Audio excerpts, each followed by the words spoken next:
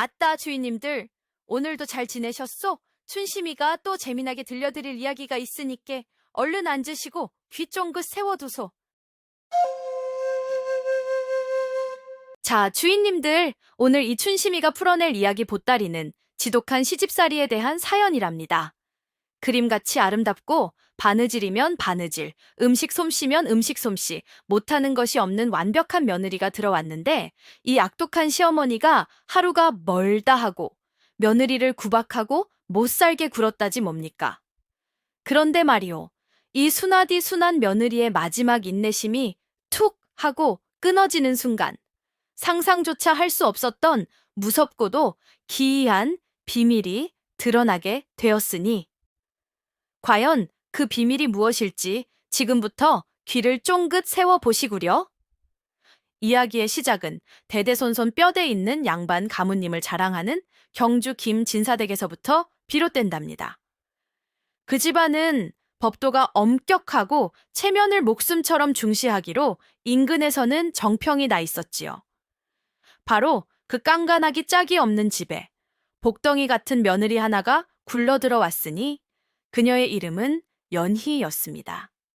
그녀가 처음 가마를 타고 시댁대문에 들어서던 날, 온 마을 사람들이 구경을 나와 그 아름다움에 혀를 내둘렀다고 합니다. 희고 고운 살결은 마치 잘 빚은 백자 같았고, 길고 검은 머리는 비단을 풀어놓은 듯 했으며, 사슴처럼 맑고 커다란 눈망울은 보는 이의 마음을 단숨에 사로잡을 만큼 매혹적이었지요. 사람들은 모두 김진사 댁이 어디서 저런 선녀 같은 며느리를 얻었는고 하며 부러워했습니다. 하지만 연희아 씨의 진정한 가치는 그 눈부신 외모에만 있는 것이 아니었습니다.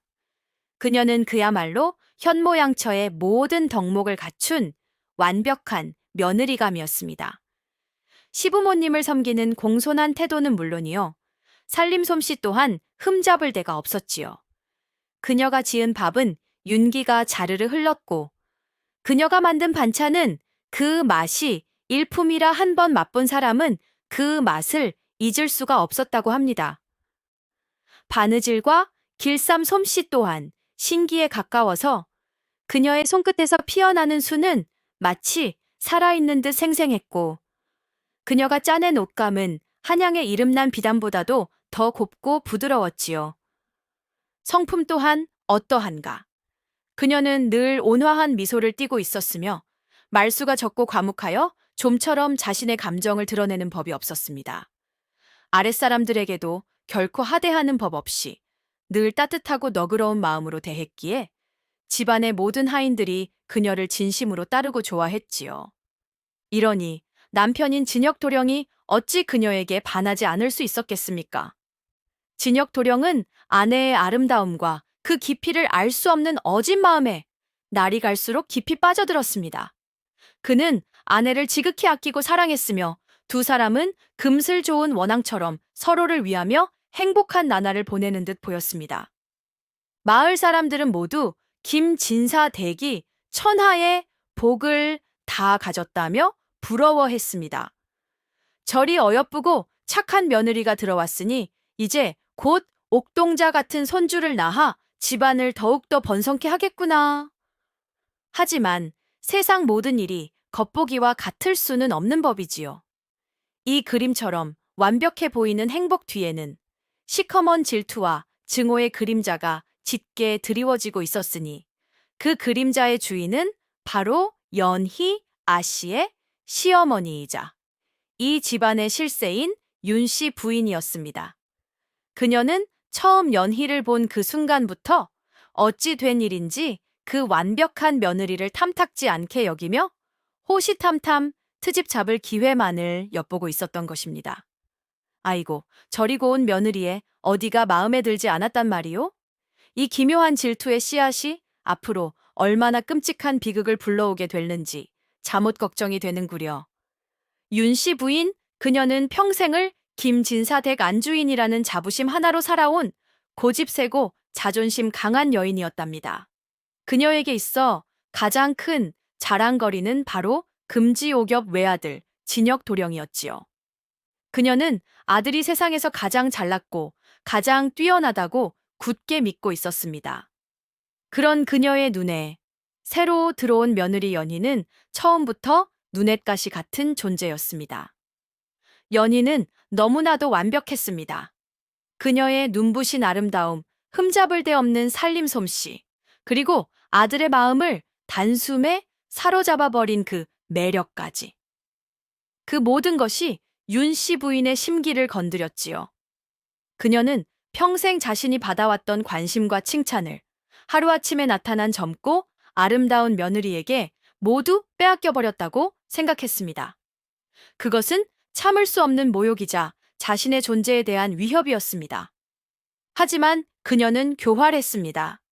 처음에는 며느리를 아끼는 자애로운 시어머니인 척 연기를 했지요. 하지만 그 웃음 뒤에는 뱀처럼 차가운 질투의 독이 숨겨져 있었습니다. 그녀는 연희의 일거수일투족을 매서운 눈으로 감시하며 아주 사소한 흠이라도 찾아내려 애썼습니다. 질투의 씨앗이 마침내 독버섯처럼 싹을 틔운 것은 어느 날 저녁 밥상에서였습니다. 그날 연희는 특별히 솜씨를 발휘하여 맛깔스러운 너비아니 구이를 만들어 올렸지요. 남편 진혁도령은 그 맛에 감탄하여 무심코 칭찬 한마디를 던졌습니다. 어머니, 이것 좀 맛보십시오. 연희의 음식 솜씨는 정말 일품입니다. 제가 평생 먹어본 너비아니 중에 단연 으뜸입니다. 아들의 그 순수한 칭찬 한마디가 윤 씨 부인의 가슴에 불을 질렀습니다.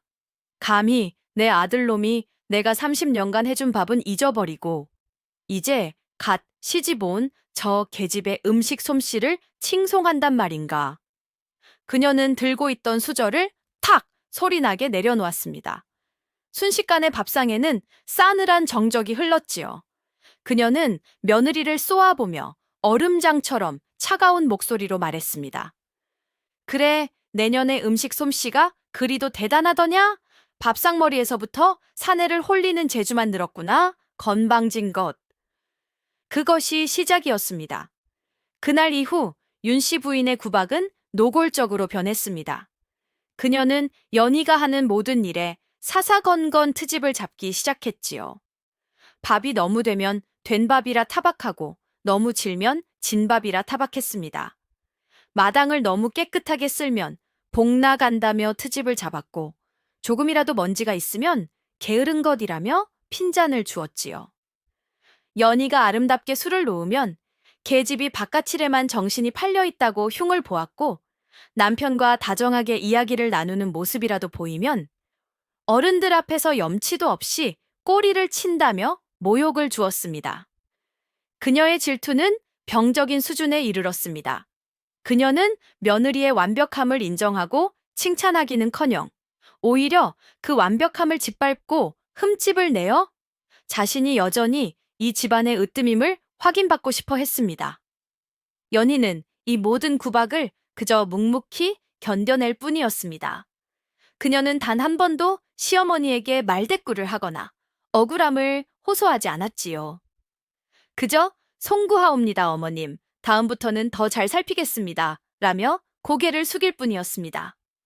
하지만 그녀의 그 순종적인 태도는 오히려 윤 씨 부인의 화를 더욱더 돋우는 결과를 낳고 말았답니다. 아이고, 저리 고약한 신보를 어찌하면 좋단 말이오. 아무 잘못 없는 며느리를 향한 이 비뚤어진 질투가 이제 곧 끔찍한 학대의 시작을 알리고 있었으니 이 일을 어쩐단 말이오. 시어머니 윤 씨 부인의 구박은 날이 갈수록 그 정도가 심해졌답니다. 이제는 단순히 말로 타박하는 것을 넘어 며느리에게 일부러 감당하기 힘든 과제들을 내주며 그녀의 한계를 시험하고 굴복시키려 했지요. 그녀는 연희가 실패하고 좌절하는 모습을 보며 비뚤어진 쾌감을 느끼는 듯 했습니다. 어느 늦가을 밤이었습니다. 윤 씨 부인은 연희를 자신의 방으로 불러들였습니다. 그리고는 창고에서 꺼내온 커다란 광주리 하나를 그녀의 앞에 툭 던졌지요. 광주리 안에는 갓 거두어들인 수백 개의 딱딱한 누에고치들이 가득 들어 있었습니다. 내일 아침 우리 아들 진혁이가 중요한 모임에 입고 갈 새 옷이 필요하다. 윤 씨 부인은 서슬퍼런 목소리로 말했습니다. 오늘 밤 안에 이 누에고치에서 실을 뽑고 옷감을 짜서 비단 도포 한 벌을 완벽하게 지어내도록 하여라. 만약 해가 뜨기 전까지 끝마치지 못한다면 내일 아침밥은 굶을 줄 알아라. 아이고, 이것이 어디 말이 되는 소리란 말이오. 하룻밤 사이에 누에고치에서부터 시작하여 옷 한 벌을 지어내라니.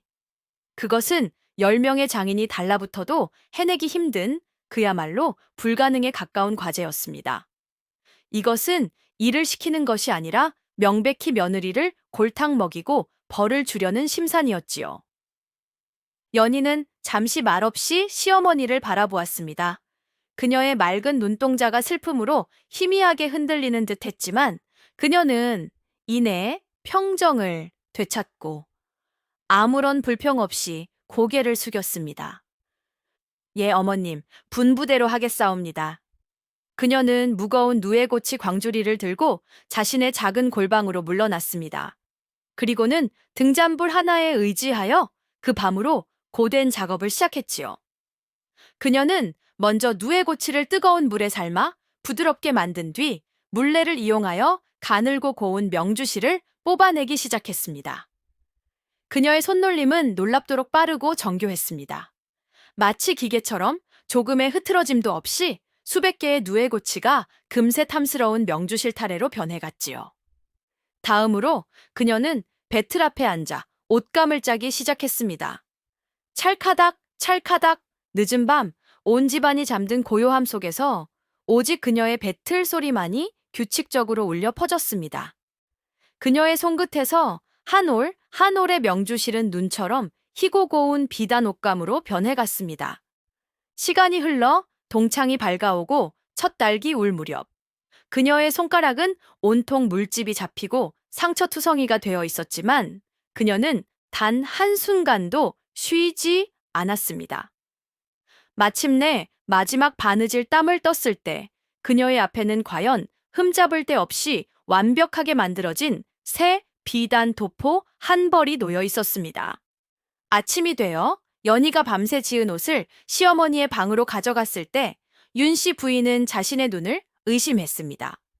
그녀는 며느리가 울며 불며 자비를 구하거나 혹은 지쳐 쓰러져 있기를 기대했는데 오히려 이렇게 완벽한 결과물을 들고 나타났으니 말입니다. 그녀는 애써 트집을 잡기 위해 옷을 샅샅이 훑어보았지만 바느질 땀 하나, 옷고름의 매듭 하나까지 그 어느 것 하나 흠잡을 곳이 없었습니다. 오히려 자신이 평생 보아온 그 어떤 옷보다도 더 기품 있고 훌륭했지요. 윤 씨 부인은 분노에 치를 떨었습니다. 칭찬을 하기는커녕 그녀는 연희의 뺨을 세차게 후려치며 소리쳤습니다. 이 요망한 것! 내년이 밤새 딴짓이나 하고 어느 틈에 이런 수작을 부렸느냐? 필시 내년에게는 남을 홀리는 요사스러운 재주가 있는 것이 틀림없다. 며느리의 비범한 솜씨는 그녀의 질투심에 더욱더 기름을 붓는 결과를 낳고 만 것입니다. 그녀는 이제 연희를 단순히 미운 며느리가 아니라 무언가 알 수 없는 불길한 힘을 가진 두려운 존재로까지 여기기 시작했답니다. 남편인 김진혁 도령은 어머니와 아내 사이에서 벌어지는 이 차가운 전쟁을 그저 무기력하게 지켜볼 수밖에 없었답니다. 그는 누구보다도 아내 연희가 억울한 구박을 받고 있다는 사실을 잘 알고 있었지요. 또한 어머니의 질투가 도를 넘어서고 있다는 것도 깨닫고 있었습니다. 하지만 그는 어머니의 그늘 아래에서 평생을 순종하며 살아온 유약한 아들이었습니다. 진혁은 몇 번이고 용기를 내어 어머니의 잘못을 바로잡으려 시도했었지요. 연희가 하룻밤 사이에 비단 도포를 지어냈던 그날 아침에도 그는 어머니의 방으로 달려가 항의했습니다. 어머니, 어찌 연희에게 그리 모진 말씀을 하십니까? 그 아이가 밤새 잠 한숨 자지 않고 손이 다 부르트도록 고생하여 지은 옷입니다. 칭찬은 못 해주실 망정 뺨을 때리시는 것은 너무하지 않사옵니까? 하지만 그의 항의는 윤 씨 부인의 분노에 불을 지피는 꼴밖에 되지 않았습니다. 뭐라고 이 어미를 가르치려 드는 것이냐? 윤 씨 부인은 아들의 뺨을 세차게 때리며 소리쳤습니다. 이 불효막심한 놈, 내 놈이 지금 저 요망한 계집편을 들며 이 늙은 어미의 가슴에 대못을 박는 것이냐? 내가 너를 어찌 키웠는데? 저 계집이 들어온 이후로 네가 완전히 변했구나. 필시 저 요물이 너에게 무슨 요사스러운 주술이라도 부린 것이 틀림없다. 윤 씨 부인은 눈물을 흘리며 가슴을 치고 통곡하기 시작했습니다. 아이고, 내 팔자야. 아들 하나 잘 키워놨다 생각했더니 며느리라는 요물에게 빼앗기고 이제는 이 늙은 어미를 죄인 취급하는구나. 내가 살아서 무엇하리? 차라리 죽어버리는 게 낫겠다. 진혁은 어머니의 그 지독한 눈물과 자신을 불효자로 몰아가는 그 교묘한 화법 앞에서 속수무책으로 무너져 내릴 수밖에 없었습니다. 그는 효를 으뜸으로 여기는 사대부 집안의 아들이었습니다. 어머니의 눈물은 그에게 있어 천근만근의 죄책감으로 다가왔지요. 그는 결국 또다시 어머니에게 굴복하고 말았습니다. 어머니, 제가 잘못했습니다. 부디 노여움을 푸시옵소서. 그는 죄인처럼 고개를 숙였고 윤 씨 부인은 그제야 통곡을 멈추고 승리자의 미소를 지었습니다. 그날 밤 진혁은 괴로운 마음에 잠을 이루지 못하고 아내 연희의 방문 앞으로 다가갔습니다. 그는 문을 열고 들어가 아내의 상처 입은 손을 잡아주고 미안하다고 내가 다 잘못했다고 그렇게 말하고 싶었습니다. 하지만 그는 차마 그럴 용기가 나지 않았지요. 어머니에 대한 죄책감과 아내를 지켜주지 못했다는 부끄러움이 그의 발목을 쇠사슬처럼 붙잡고 있었습니다. 그는 그저 굳게 닫힌 방문 앞에서 한참 동안이나 서성이다가 무거운 한숨과 함께 자신의 방으로 돌아갈 뿐이었습니다. 방문 안에서 연희는 남편의 그 고뇌에 찬 발소리를 뜬 눈으로 밤을 새우며 듣고 있었습니다.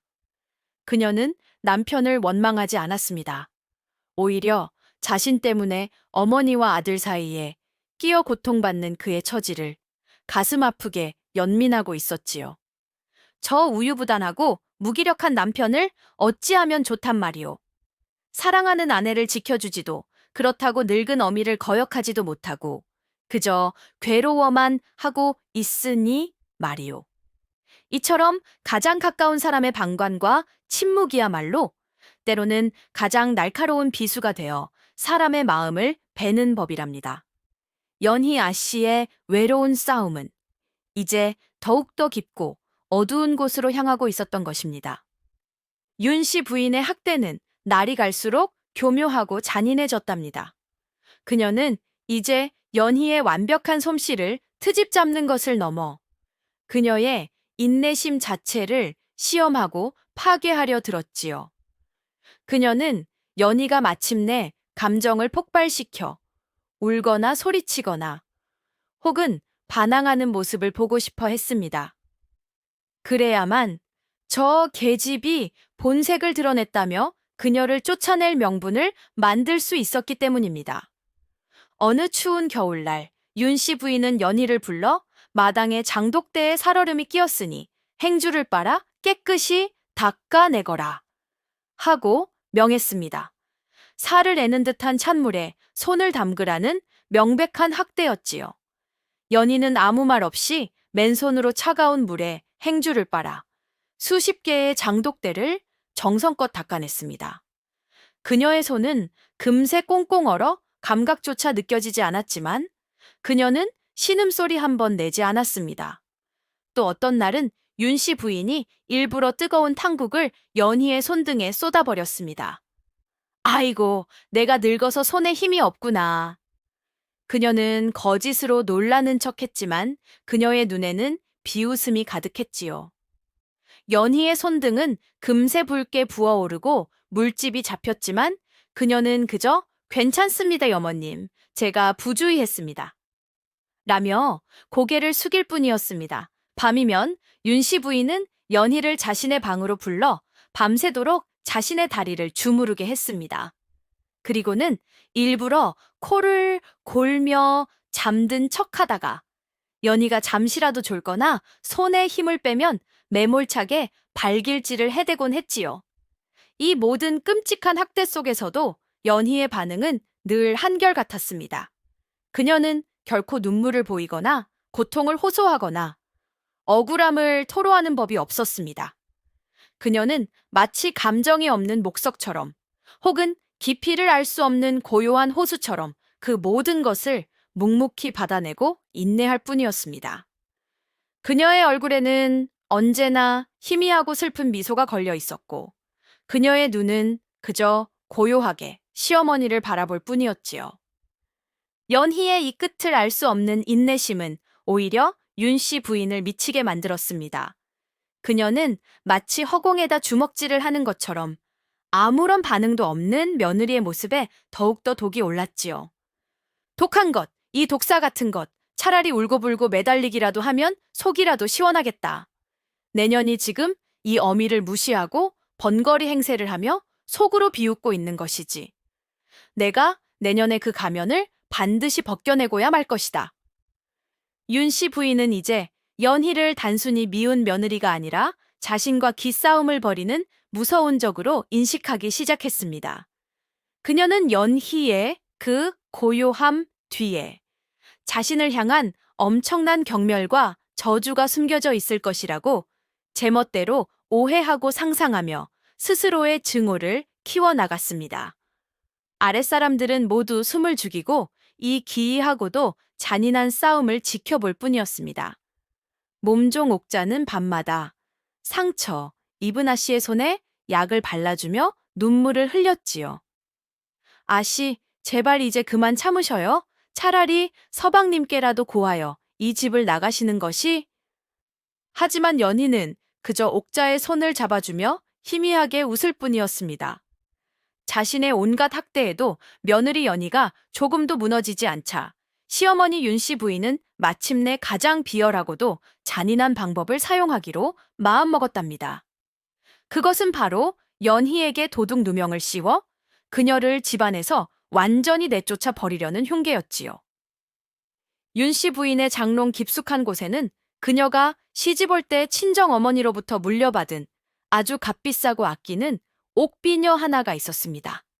그것은 그녀의 자존심이자 이 집안의 안주인이라는 상징과도 같은 물건이었지요.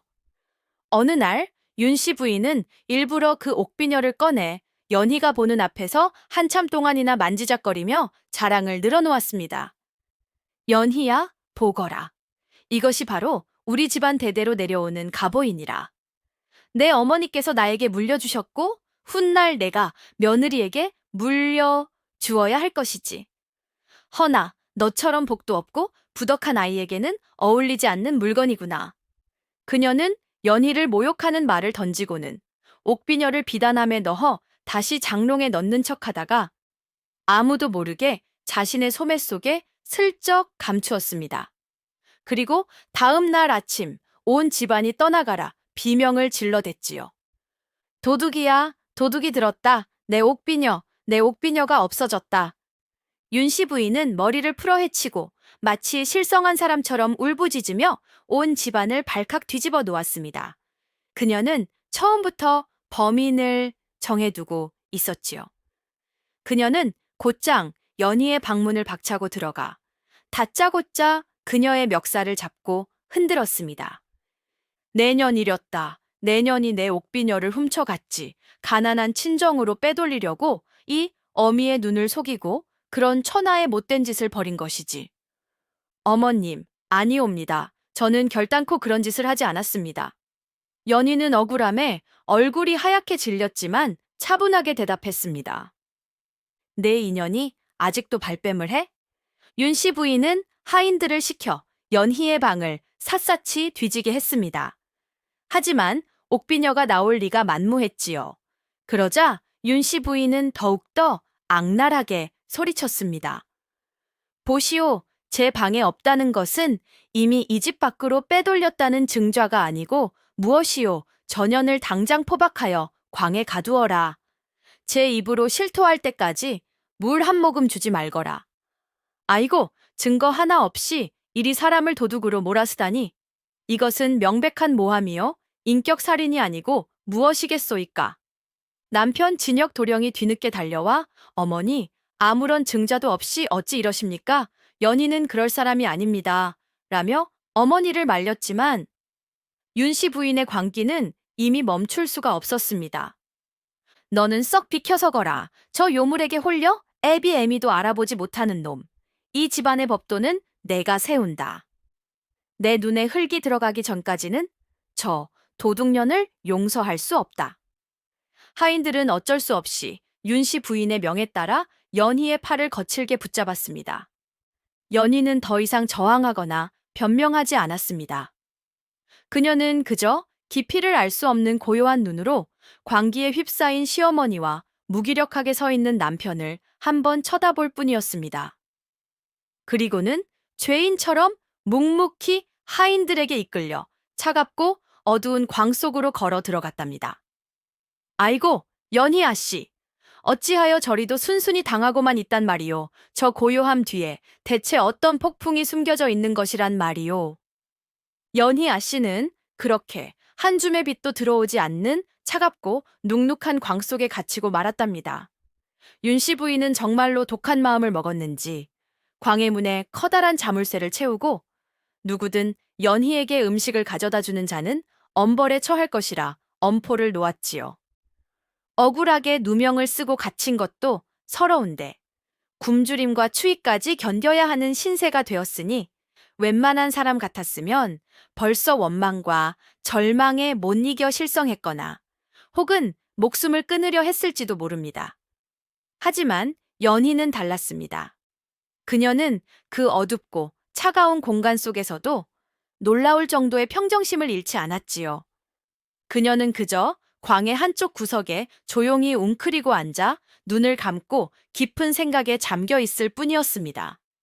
그녀의 모습은 마치 속세의 고통을 초월하여 깊은 명상에 든 수도승과도 같아 보였지요. 한편 집안은 그야말로 살얼음판 같은 분위기였습니다. 남편 진역 도령은 아내를 구해내지 못했다는 죄책감과 어머니의 잔인함에 대한 환멸감으로 식음을 전폐하고 자신의 방에 틀어박혀 버렸습니다. 그는 처음으로 어머니의 그늘에서 벗어나 이 집을 떠나야겠다고 심각하게 고민하기 시작했지요. 어머니, 제발, 제발 연희를 풀어주십시오. 제가 대신 벌을 받겠습니다. 만약 연희에게 무슨 일이라도 생긴다면 저 또한 이 집에서 살아나가지 않을 것입니다. 진혁이 눈물로 호소하며 처음으로 어머니에게 강하게 반항했지만 윤 씨 부인은 눈 하나 깜짝하지 않았습니다. 오히려 아들이 며느리 때문에 자신에게 대드는 모습에 그녀의 질투와 증오는 더욱더 활활 타오를 뿐이었지요. 그래, 어디 한번 해보거라. 그 요물이 먼저 죽나, 네가 먼저 죽나, 내 어디 한번 똑똑히 지켜볼 것이다. 모두가 숨을 죽이고 이 잔인한 기싸움의 결말을 지켜보고만 있을 때 유일하게 연희를 위해 움직인 사람이 있었으니 바로 그녀의 충직한 몸종 옥자였습니다. 옥자는 밤이 깊어 모두가 잠든 틈을 타 몰래 부엌으로 들어가 작은 주먹밥과 물 한 병을 훔쳤습니다. 그리고는 광의 벽에 나 있는 작은 쥐구멍을 통해 그것을 연희에게 밀어 넣어 주었지요. 아씨, 아씨, 제 목소리가 들리시옵니까? 이것이라도 드시고 기운을 차리셔요. 옥자는 눈물을 흘리며 속삭였습니다. 그런데 잠시 뒤 쥐구멍으로 연희의 나직한 목소리가 들려왔습니다. 옥자야, 고맙다.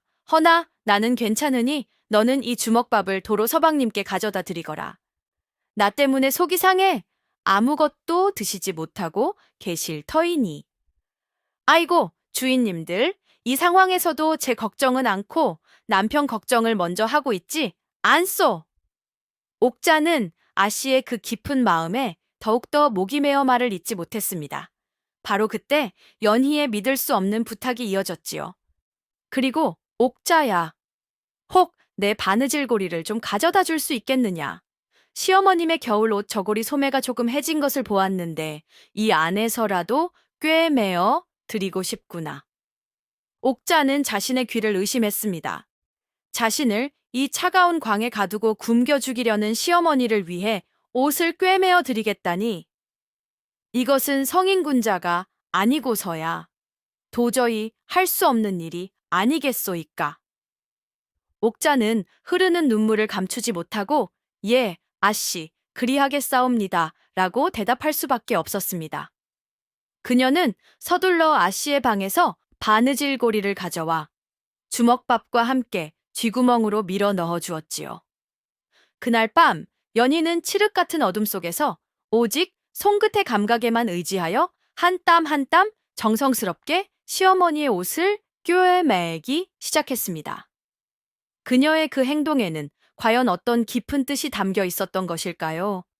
다음 날 아침 옥자는 밤새 연희 아씨가 꿰매어준 옷 저고리를 들고 시어머니 윤씨 부인의 방으로 향했답니다. 그녀의 마음은 두려움과 불안함으로 가득했지요. 마님께서 이 옷을 보시고 혹여 아씨와 나를 더 크게 벌하시는 것은 아닐까. 하지만 그녀는 아씨의 그 깊은 뜻을 어떻게든 마님께 전해야 한다고 생각했습니다.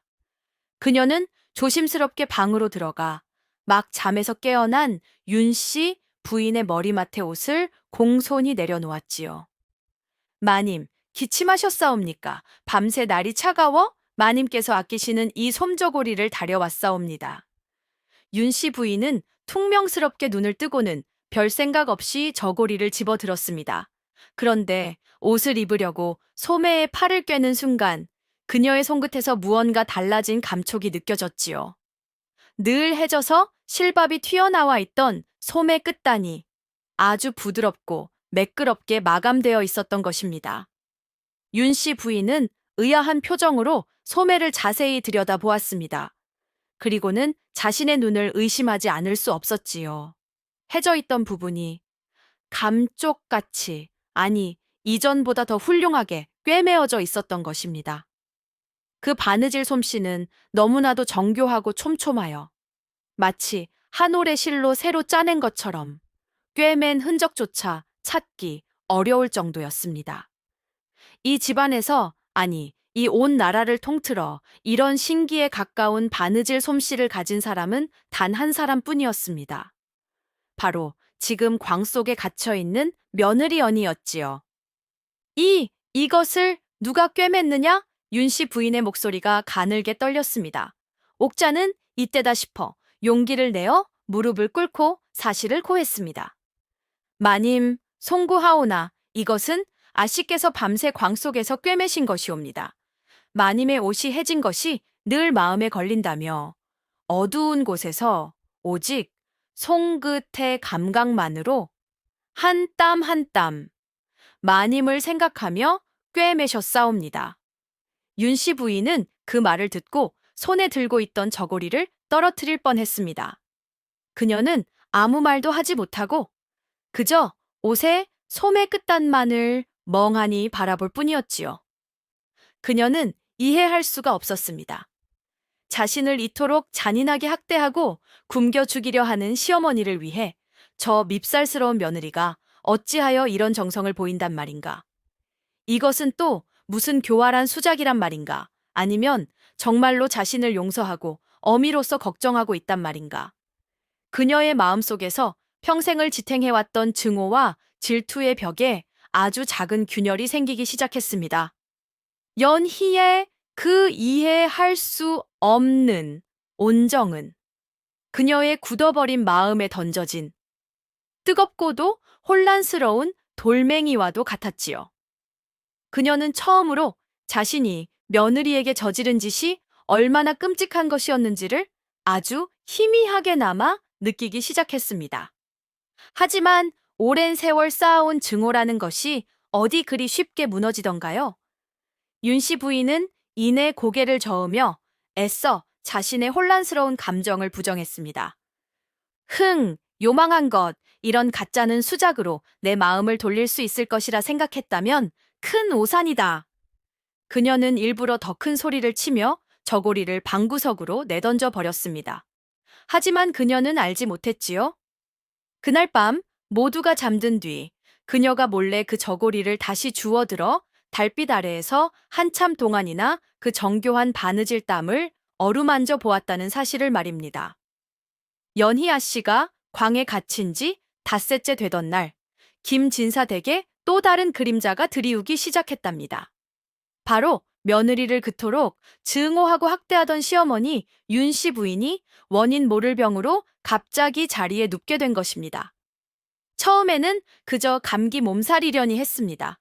하지만 날이 갈수록 그녀의 병세는 점점 더 악화되었지요. 그녀는 밤낮으로 고열에 시달렸고 온몸에 힘이 빠져 손가락 하나 까딱할 수 없게 되었으며 입맛을 잃어 멀건 죽조차 제대로 넘기지 못했습니다. 아들 진혁 도령은 어머니가 걱정되면서도 한편으로는 이것이 며느리에게 못된 짓을 한 것에 대한 하늘의 벌이 아닐까 하는 생각에 마음이 복잡하기만 했지요. 그는 용하다는 의원들을 모두 집으로 불러들였습니다. 하지만 의원들은 하나같이 진맥을 짚어보고는 고개를 가로저을 뿐이었습니다. 부인의 맥은 지극히 허하고 기혈이 모두 막혀 있사옵니다. 허나 몸에 뚜렷한 병의 근원은 보이지 않으니 이는 필시 마음의 병이 깊어져 생긴 화병인 듯하옵니다. 마음의 병은 약으로 다스릴 수 없는 법, 그저 마음을 편히 가지시고 하늘의 뜻을 기다리는 수밖에 없겠사옵니다.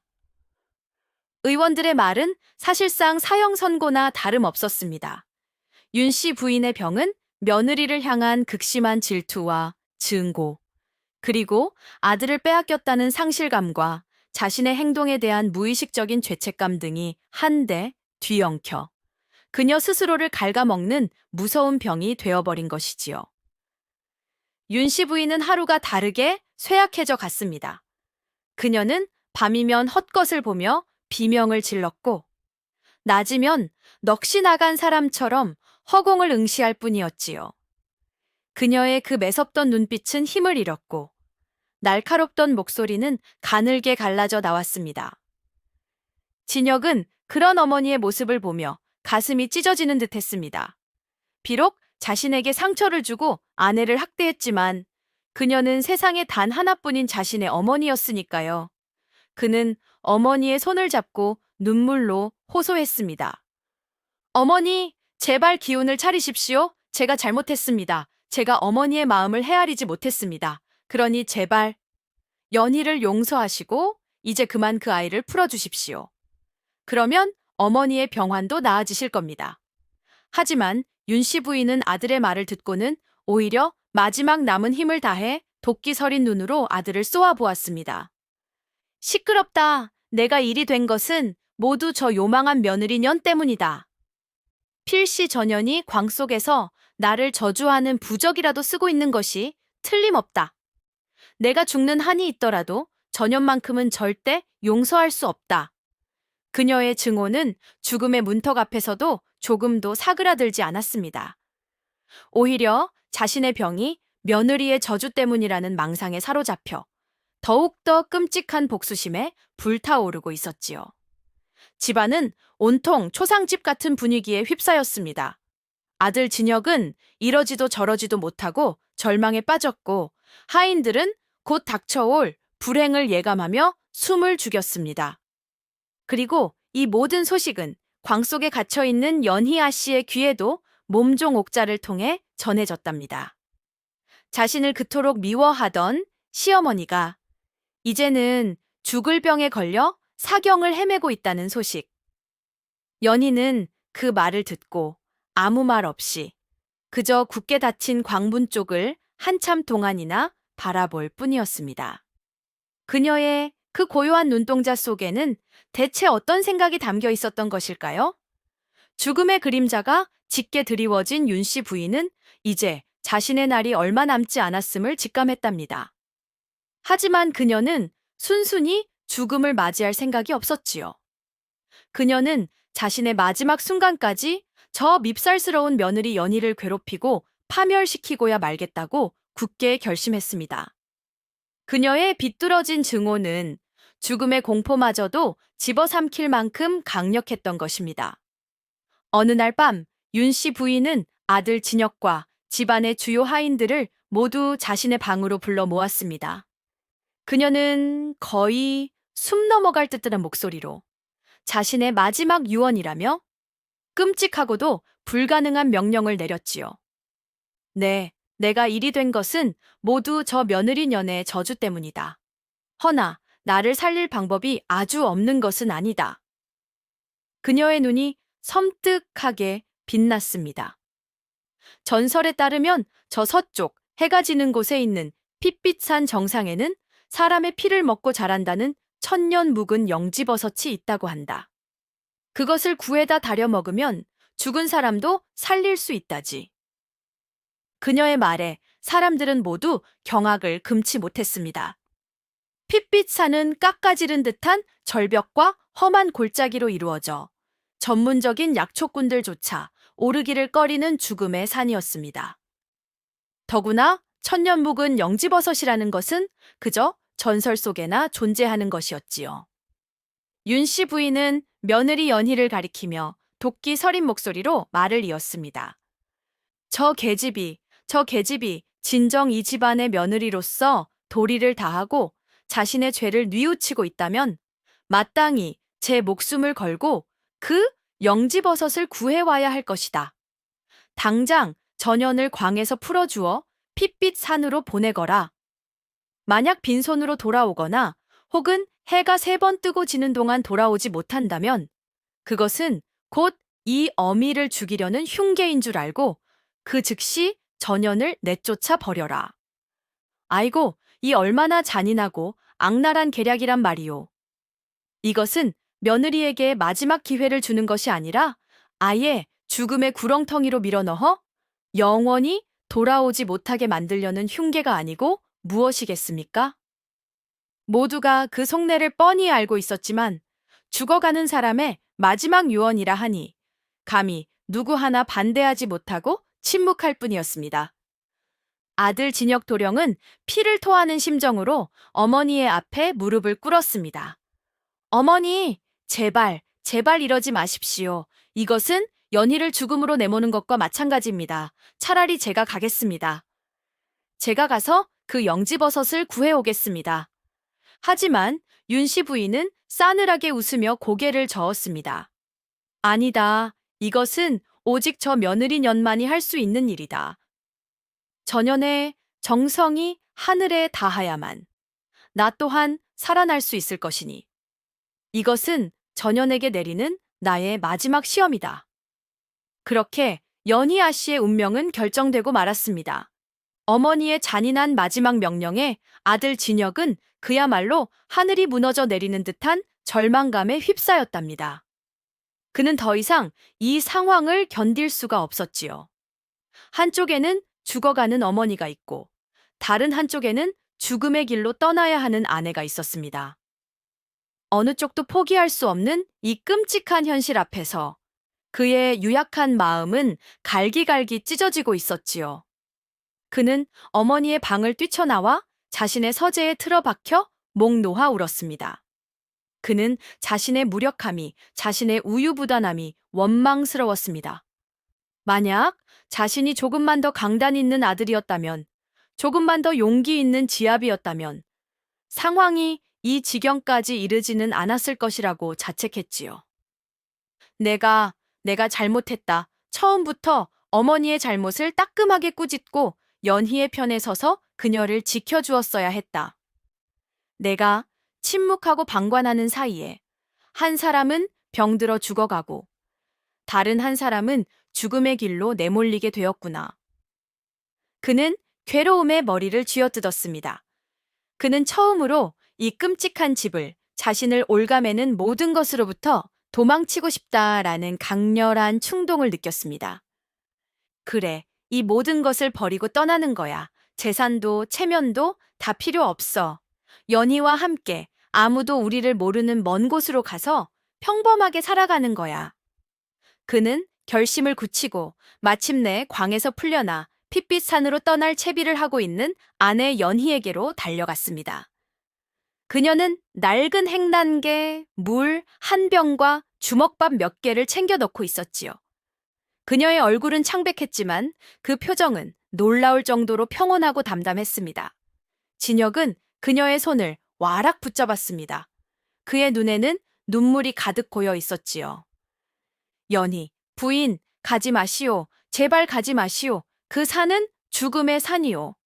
어머니는 당신을 살리려는 것이 아니라 죽이려는 것이오. 내가 다 알고 있소.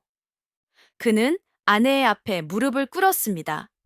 나와 함께 도망갑시다. 이 모든 것을 버리고 우리 둘이서만 멀리 떠나서 살아갑시다.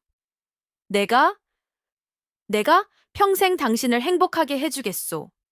내가 당신의 방패가 되어 다시는 그 어떤 상처도 받지 않게 지켜주겠소.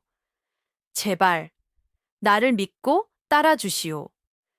그것은 그가 평생 처음으로 자신의 의지로 내뱉은 용기 있는 고백이었습니다. 하지만 그의 절박한 애원을 듣는 연희의 반응은 그의 예상과는 전혀 달랐답니다.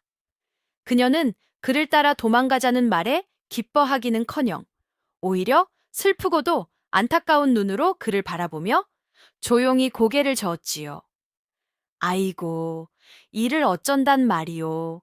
남편이 함께 떠나자는데 우리 연희아 씨는 어찌하여 거절을 한단 말이오.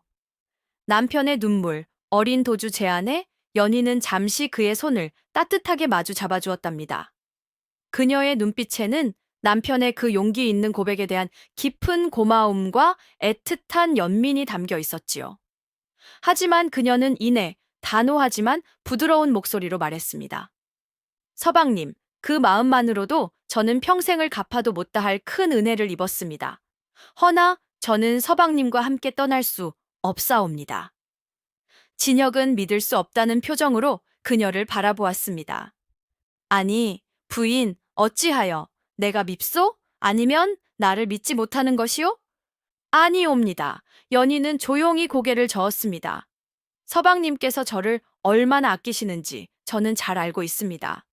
하지만 서방님, 잘 생각해 보셔요.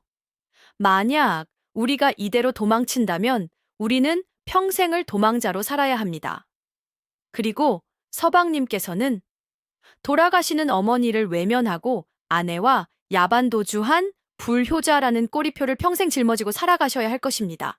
저는 서방님을 그런 사람으로 만들고 싶지 않습니다. 그녀의 말은 너무나도 이성적이고 또 진혁의 아픈 곳을 정확히 찌르고 있었습니다. 진혁은 아무런 대꾸도 하지 못했지요. 연희는 자리에서 일어나 떠날 채비를 마저 하며 담담하게 말을 이었습니다. 그리고 어머님께서는 지금 병들어 누워 계십니다. 비록 저를 미워하시고 모진 구박을 하셨지만 그분은 서방님을 낳아주신 어머니이자 이 집안의 어른이십니다. 며느리 된 도리로서 어찌 아픈 시어머니를 외면하고 저버릴 수 있겠습니까?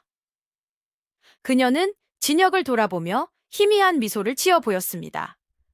어쩌면 이것이 제가 이 집안의 며느리로서 해야 할 저의 마지막 도리인지도 모르겠습니다.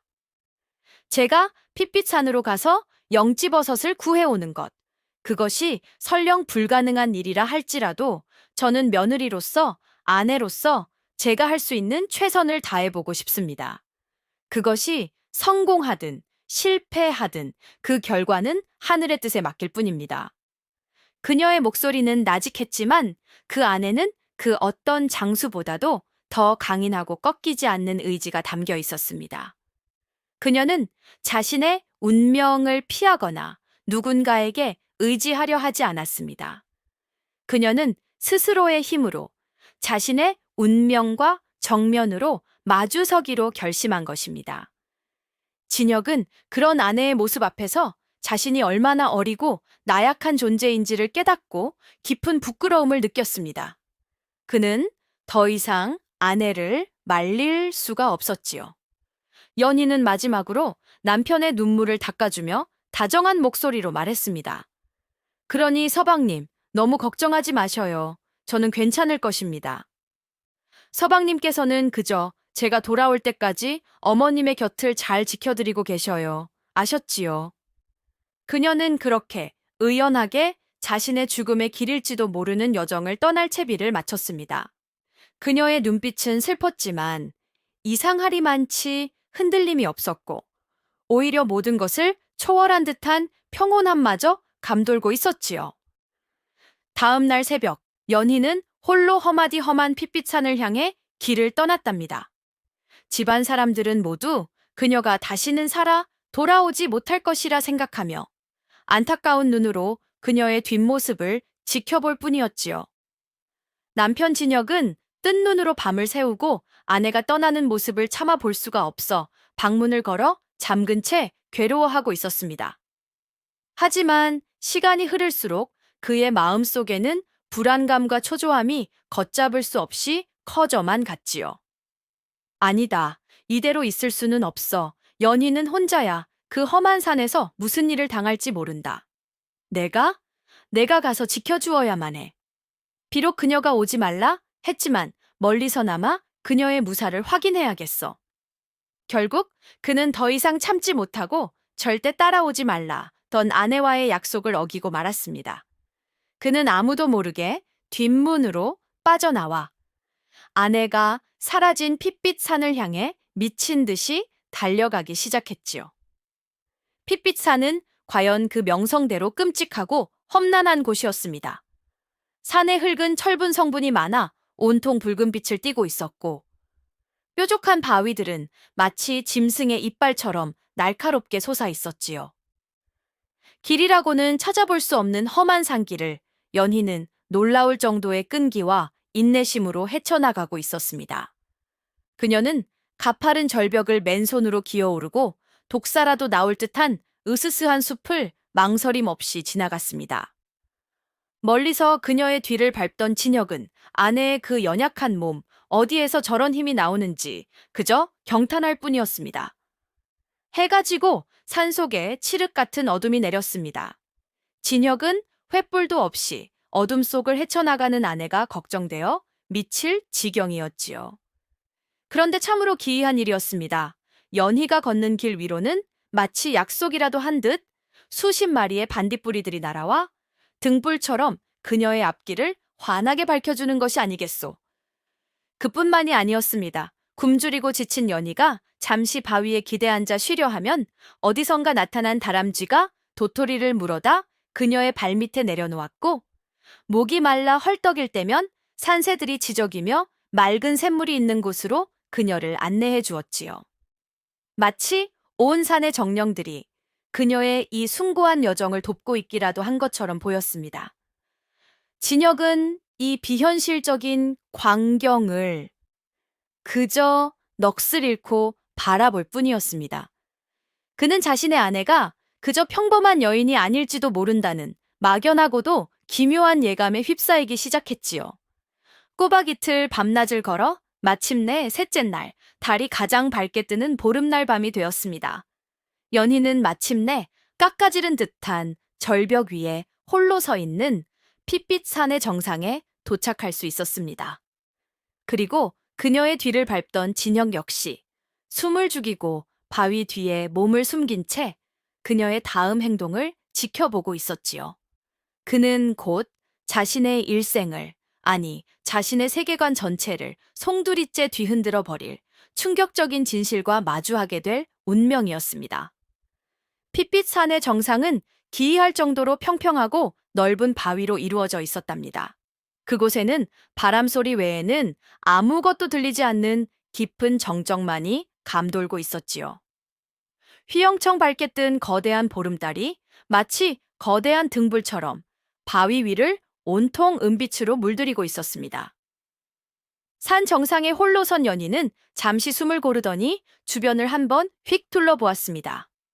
아무도 없는 것을 확인한 그녀의 얼굴에는 그동안 볼 수 없었던 깊고도 처연한 고통의 빛이 서려 있었지요.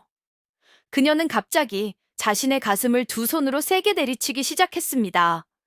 쿵, 쿵, 둔탁한 소리가 고요한 밤 공기를 갈랐습니다.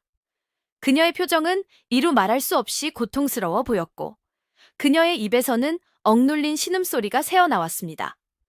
바위 뒤에 숨어 이 모든 것을 지켜보던 진혁은 아내가 갑자기 왜 저러는지, 혹시 미치기라도 한 것은 아닌지 심장이 철렁 내려앉았습니다. 연희가 자신의 가슴을 몇 번이고 더 내리치자 마침내 놀라운 일이 벌어졌습니다. 그녀가 컥 하는 소리와 함께 허리를 숙이자 그녀의 입에서부터 영롱하고 맑은 붉은빛을 내는 주먹만 한 구슬 하나가 천천히 솟아나오는 것이 아니겠소. 그 구슬은 마치 살아있는 심장처럼 고동치며 신비로운 빛을 사방으로 뿜어냈습니다. 달빛과 구슬의 빛이 한데 어우러져 산 정상은 온통 환상적인 빛의 향연으로 가득 찼지요. 그것은 바로 천년 묵은 여우만이 가질 수 있다는 생명의 정수가 담긴 여우 구슬이었습니다. 연희는 자신의 분신과도 같은 여우 구슬을 두 손으로 소중히 받쳐들었습니다. 그리고는 구슬의 신비한 힘을 빌려 주변을 샅샅이 살피기 시작했지요. 여우 구슬의 붉은 빛이 닿는 곳마다 바위의 속, 흙의 내부까지 훤히 들여다 보이는 듯 했습니다. 마침내 구슬의 빛이 정상 한쪽의 거대한 바위 틈을 비추는 순간 그곳에서부터 강렬한 기운이 뿜어져 나왔습니다. 연희는 그곳으로 다가가 여우구슬의 힘을 집중시켰습니다. 그러자 우르르 하는 소리와 함께 바위가 갈라지며 그 안에서 전설로만 전해지던 눈처럼 희고 사람 머리만 한 천년 묵은 영지버섯서 영롱한 빛을 뿜으며 그 모습을 드러냈습니다. 찾았다. 연희의 입에서 안도의 한숨이 터져 나왔습니다. 그녀는 조심스럽게 영지버섯을 품에 안았지요. 하지만 세상에 공짜는 없는 법이라고 했던가요? 그녀가 불가능한 일을 해낸 대가는 너무나도 컸답니다. 천년 묵은 영지버섯을 손에 넣는 바로 그 순간, 연희의 몸을 지탱하고 있던 모든 힘이 거짓말처럼 빠져나가는 듯 했답니다. 그녀는 비틀거리며 그 자리에 주저앉았고, 그녀의 손에 들려있던 여우구슬의 붉은 빛 또한 마치 꺼져가는 촛불처럼 급격히 희미해지고 있었지요. 여우구슬이란 것이 구미회계는 생명의 근원과도 같은 것이랍니다. 그 구슬의 힘을 빌려 둔갑술을 부리고 사람을 홀리기도 하지만 그 힘을 과도하게 사용하면 자신의 수명과 기력을 깎아먹는 것과 마찬가지였지요. 특히 천년 묵은 영지버섯처럼 하늘의 기운을 거스르는 영물을 찾아내는 데에는 수백 년의 공력을 한꺼번에 소진해야만 하는 엄청난 대가가 따르는 것이었습니다. 연희는 식은땀을 흘리며 거친 숨을 몰아쉬었습니다. 그녀의 아름답던 얼굴은 창백하게 질려 있었고 핏기, 가신, 입술은 파르르 떨리고 있었지요. 그녀는 희미해진 여우 구슬을 다시 고통스럽게 삼켜 자신의 몸속으로 거두어 들였습니다. 그녀가 모든 기력을 소진하여 바닥에 쓰러지려는 바로 그 순간이었답니다. 진혁의 눈앞에서 그의 이성과 상식을 완전히 파괴해버리는 믿을 수 없는 광경이 펼쳐진 것이지요. 지쳐 쓰러지는 연희의 등 뒤로 그녀의 엉덩이 부분에서부터 마치 순백의 불꽃이 피어오르듯 9개의 새하얗고 탐스러운 꼬리가 촤르르 소리를 내며 펼쳐져 나왔습니다. 그 꼬리들은 달빛을 받아 은처럼 눈처럼 눈부시게 빛나고 있었습니다. 그것은 너무나도 아름다웠지만 동시에 인간의 것이라고는 할 수 없는 기이하고도 신비로운 모습이었습니다. 그렇습니다. 연희는 사람이 아니었습니다. 그녀는 천년을 묵은 9개의 꼬리를 가진 여우, 바로 구미호였던 것입니다. 이 모든 것을 바위 뒤에서 숨죽여 지켜보고 있던 진혁은 자신의 눈을 의심했습니다. 그는 비명조차 지를 수 없었습니다. 그의 머릿속은 하얗게 비어버렸고 온몸은 차갑게 얼어붙어 손가락 하나 까딱할 수 없었지요. 자신이 사랑했던 아내가, 그토록 순종적이고 현모양처였던 아내가, 자신을 위해 목숨을 건 희생도 마다하지 않던 그 아내가 사람이 아닌 사람을 홀려 간을 빼먹는다는 무서운 요물 구미호였다니. 그의 머릿속에서 지난 시간들이 주마등처럼 스쳐 지나갔습니다. 그녀의 비현실적인 아름다움, 인간의 것이라고는 할 수 없었던 완벽한 살림 솜씨, 하룻밤 사이에 비단을 짜내던 그 신기에 가까운 재주, 그리고 그 어떤 학대 속에서도 초인적인 인내심을 보였던 그 고요함까지. 그 모든 것이 그녀가 사람이 아니었기에 가능했던 것이었습니다. 진혁은 거대한 혼돈의 소용돌이에 휩싸였습니다. 충격, 공포, 배신감, 그리고 그럼에도 불구하고 저 달빛 아래에서 고통스럽게 쓰러져 있는 아내에 대한 주체할 수 없는 깊은 연민과 사랑, 이 모든 감정들이 한데 뒤엉켜 그의 심장을 터져버릴 듯이 옥죄어 왔습니다. 진혁은 그 자리에 얼어붙은 채 한참 동안이나 아무런 움직임도 할 수 없었답니다. 그의 머릿속은 터질 듯이 복잡했고 그의 심장은 미친 듯이 요동치고 있었지요. 눈앞에 펼쳐진 광경은 그가 평생을 믿어왔던 세상의 모든 질서와 상식을 단숨에 무너뜨려 버렸습니다. 9개의 새하얀 꼬리. 저것이 정령 현실이란 말인가? 아니면 이 험한 산의 기운에 홀려 내가 헛것이라도 보고 있는 것이란 말인가? 그는 자신의 뺨을 세차게 꼬집어 보았지만 쓰라린 고통만이 그 모든 것이 냉검한 현실임을 증명해 줄 뿐이었습니다. 그는 생각했습니다. 구미호. 책에서만 보았던 옛날 이야기 속에나 등장하던 그 무서운 요물. 사내를 홀려 전기를 빨아먹고 밤이 되면 무덤을 파헤쳐 간을 빼먹는다는 그 흉측한 존재. 자신의 아내가 바로 그 구미호였다니. 그렇다면 그녀가 자신과 혼인한 것도 그 모든 순종과 희생도 결국에는 자신의 간을 빼먹기 위한 교활하고 무서운 계략의 일부였단 말인가. 그의 마음속에 차가운 의심과 공포가 싹트기 시작했습니다.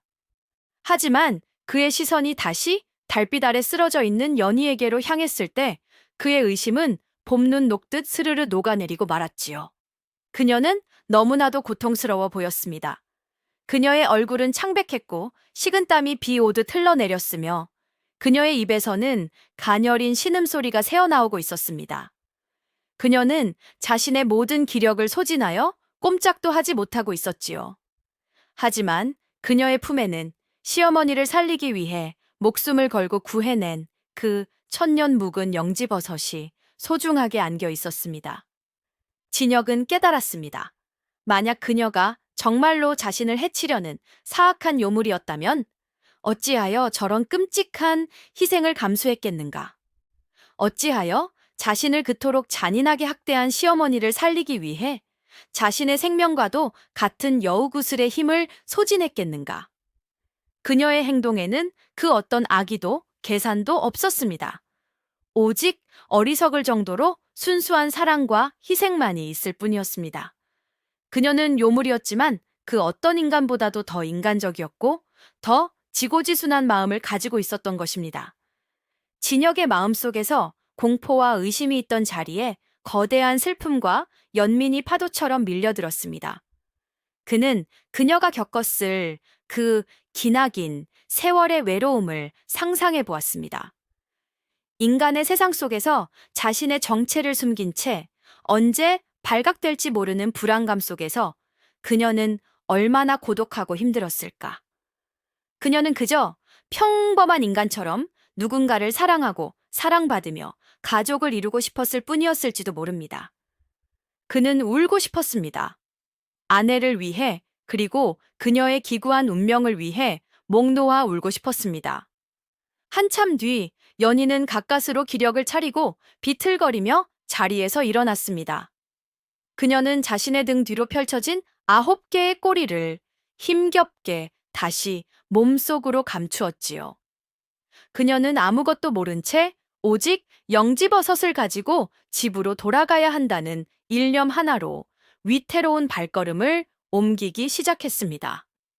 진혁은 그런 아내의 뒷모습을 바위 뒤에 숨어 차마 소리도 내지 못하고 그저 바라볼 수밖에 없었습니다.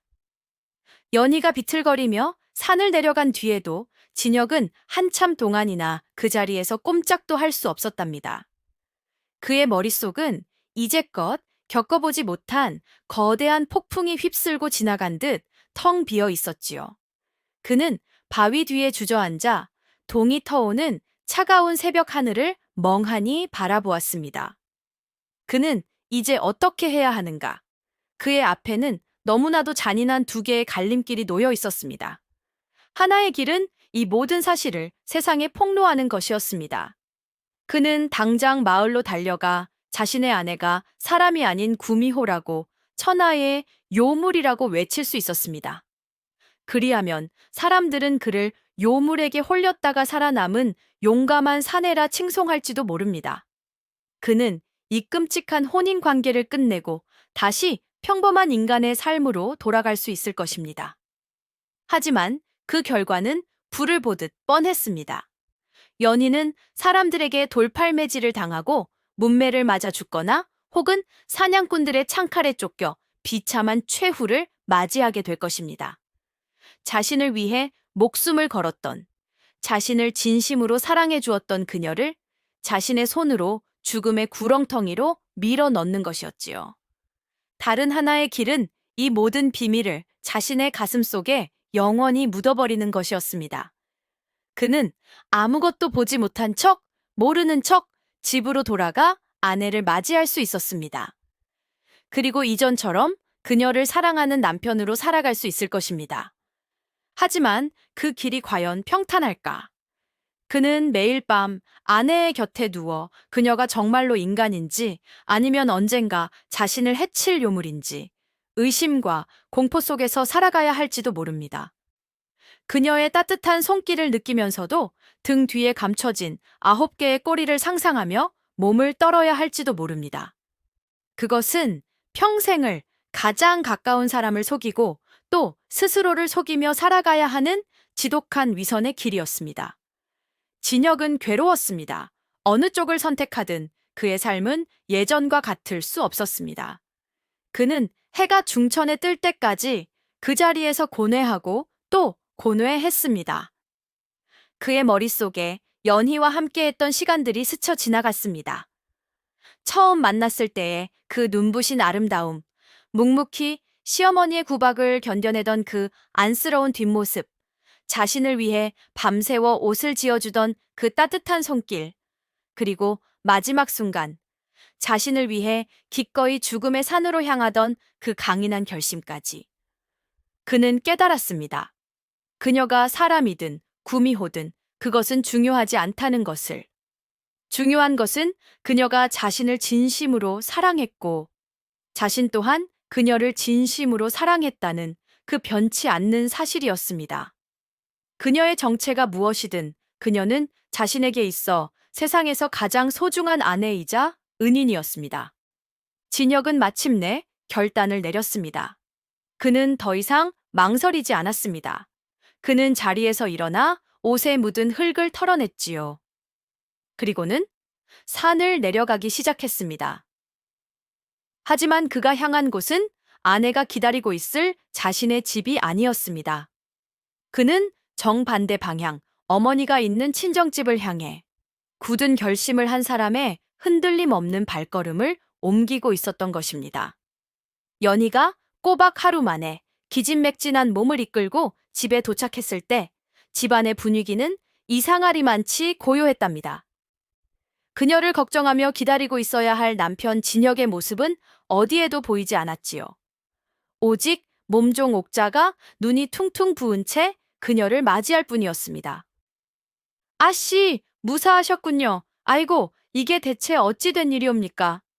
옥자의 말에 따르면 진혁 도령은 아침 일찍 텅 빈 손으로 집에 돌아왔다고 합니다.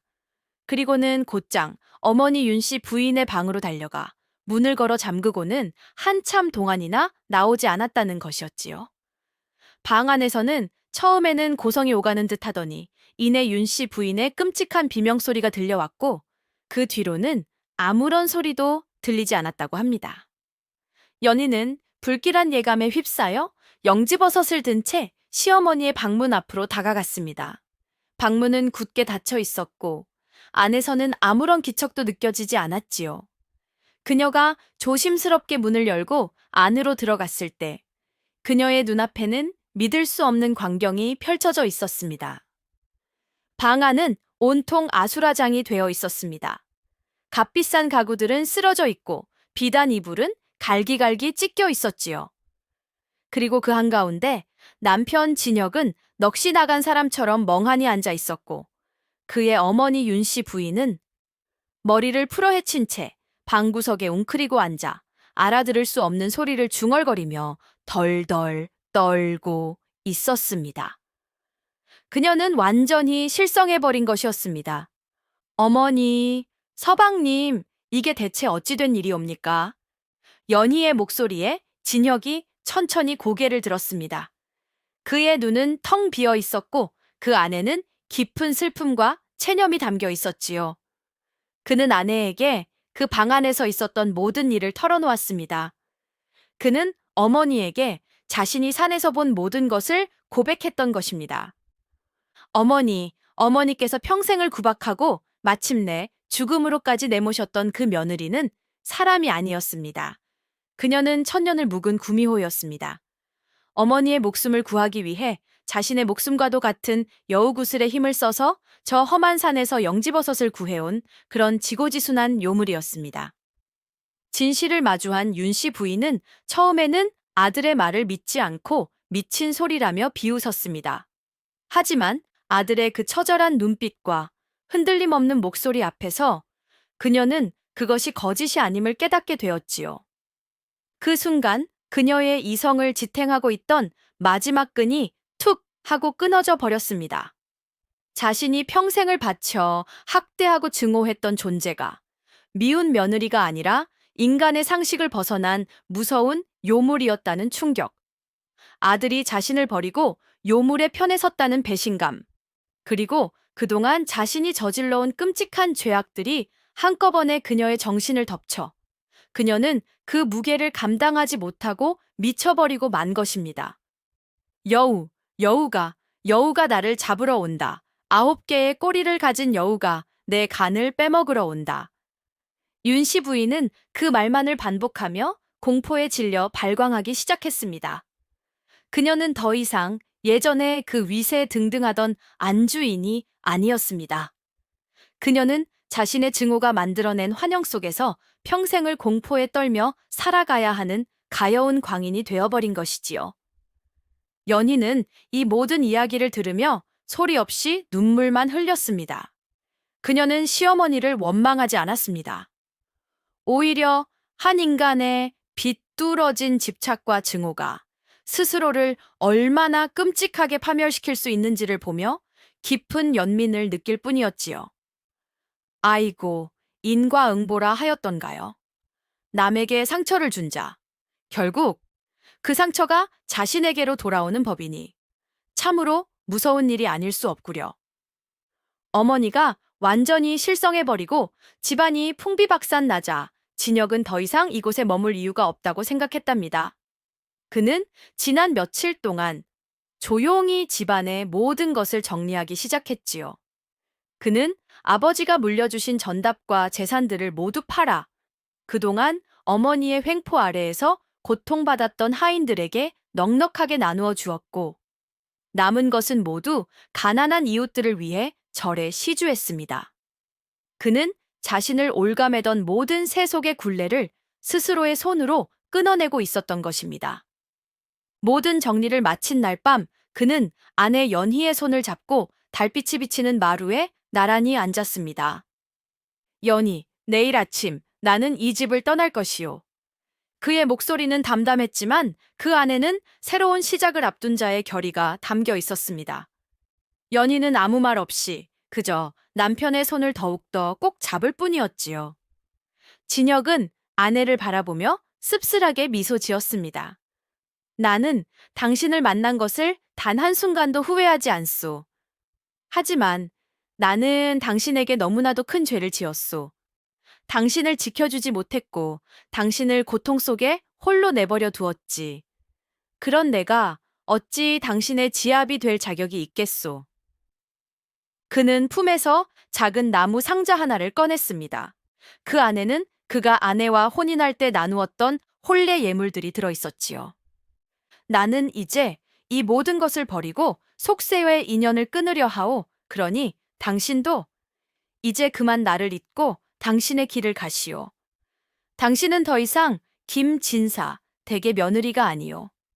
당신은 자유로운 사람이니 부디 당신이 원하는 삶을 살아가시오. 그의 말은 사랑하는 아내를 위한 마지막 배려이자 이별의 선언이었습니다. 하지만 연희는 그의 말을 듣고는 조용히 고개를 저었지요. 그녀는 진혁의 손을 자신의 뺨에 가져다 대며 아주 오랜만에 그 어떤 슬픔도 없는 맑고 환한 미소를 지어 보였습니다. 서방님, 그녀의 목소리는 봄날의 햇살처럼 따뜻했습니다. 이제 와서 저를 잊으라니 참으로 무정한 말씀을 하시는군요. 저는 이미 서방님의 아내가 되었고 서방님 또한 제 지아비가 되셨습니다. 그 인연의 끈을 어찌 사람의 힘으로 끊어낼 수 있겠사옵니까? 그녀는 자리에서 일어나 진혁의 앞에 섰습니다. 서방님께서 김진사댁 아들이기를 포기하셨듯 저 또한 이제 더 이상 이 집의 며느리가 아닙니다. 그녀는 말을 이었습니다. 하지만 서방님께서 저를 연희라 불러주시는 한 저는 영원히 서방님의 연희일 것입니다. 그녀는 진혁에게 손을 내밀었습니다. 이제 당신은 김진사댁 며느리가 아니오. 나 또한 그 집의 아들이 아니오. 우리는 그저 서로를 사랑하는 연희와 진혁일 뿐이오. 그러니 저와 함께 가주시지 않겠습니까? 당신이 가는 곳이 어디든 그곳이 바로 우리의 집이 될 것입니다. 아내의 그 변치 않는 사랑과 믿음 앞에서 진혁은 더 이상 아무런 말도 할 수가 없었습니다. 그의 눈에서 뜨거운 눈물이 흘러내렸지요. 그는 아내가 내민 손을 자신의 모든 것을 걸고 굳게 맞잡았습니다. 두 사람은 더 이상 과거의 상처에 얽매이지 않고 오직 서로의 사랑만을 이정표 삼아 새로운 길을 떠나기로 결심한 것입니다. 다음 날 새벽, 동이 트기도 전에 진혁과 연희는 최소한의 셔린만을 챙겨 아무도 모르게 정든 집을 나섰답니다. 그들은 뒤도 돌아보지 않고 오직 서로의 손을 잡은 채 세상의 모든 굴레를 벗어던지고 미지의 세계를 향해 걸어갔지요. 두 사람이 어디로 가서 어떻게 살았는지 그 뒷이야기를 아는 사람은 아무도 없었습니다. 그들은 마치 아침 안개처럼 세상에서 감쪽같이 자취를 감추어 버렸으니까요. 하지만 그 후로 사람들이 핏빛산이라 부르며 두려워하던 그 험한 산에 기이하고도 아름다운 전설 하나가 피어나기 시작했답니다. 사람들은 더 이상 그 산을 핏빛산이라 부르지 않고 여우고개라 부르기 시작했습니다. 그 산 어딘가에 9개의 꼬리를 가진 아름다운 여우가 자신이 사랑하는 인간 낭군과 함께 아무도 모르는 깊은 골짜기에서 행복하게 살고 있다는 소문이 돌았기 때문이지요. 산의 나무를 캐러 갔던 어떤 이는 달 밝은 밤에 눈처럼 희고 아름다운 털을 가진 여우 한 마리가 잘생긴 선비의 무릎을 베고 누워 잠들어 있는 모습을 보았다고도 하고, 약초를 캐러 갔던 또 다른 이는 깊은 계곡에서 9개의 꼬리를 가진 선녀 같은 여인이 웬 사내와 함께 멱을 감으며 세상에서 가장 행복한 웃음소리를 내는 것을 들었다고도 했습니다. 어떤 사람들은 그 이야기를 그저 헛소문이라며 믿지 않았지만 어떤 사람들은 그것이 바로 잔인한 시어머니를 피해 사랑의 도피를 떠난 김진사댁 며느리와 그 아들의 이야기일 것이라고 굳게 믿었지요.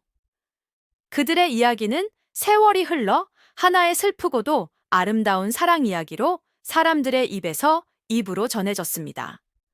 신분과 종족의 벽을 넘어 서로의 상처를 보듬고 진정한 사랑을 이룬 두 사람의 이야기는 많은 이들에게 깊은 감동과 여운을 남겨주었지요. 그리고 사람들은 말했습니다. 여우 고개에 올라 지극한 마음으로 사랑을 기원하면 그 마음이 산속에 사는 여우 부부에게 닿아 반드시 그 사랑이 이루어진다고. 그래서 오늘날까지도 사랑하는 이와 평생을 함께하기를 바라는 많은 연인들이 그 여우 고개를 찾아와 소원을 빈다고 하더이다. 자, 주인님들, 오늘 춘심이가 들려드린 여우 며느리의 이야기는 여기까지랍니다. 부디 주인님들께서도 겉모습만으로 사람을 판단하는 어리석음을 범치 마시고 그 안에 숨겨진 진실한 마음을 들여다볼 줄 아는 지혜를 가지시기를 바라겠소이다. 이 춘심이 다음에 또 재미난 이야기 보따리 들고 찾아뵙겠습니다. 고맙소이다.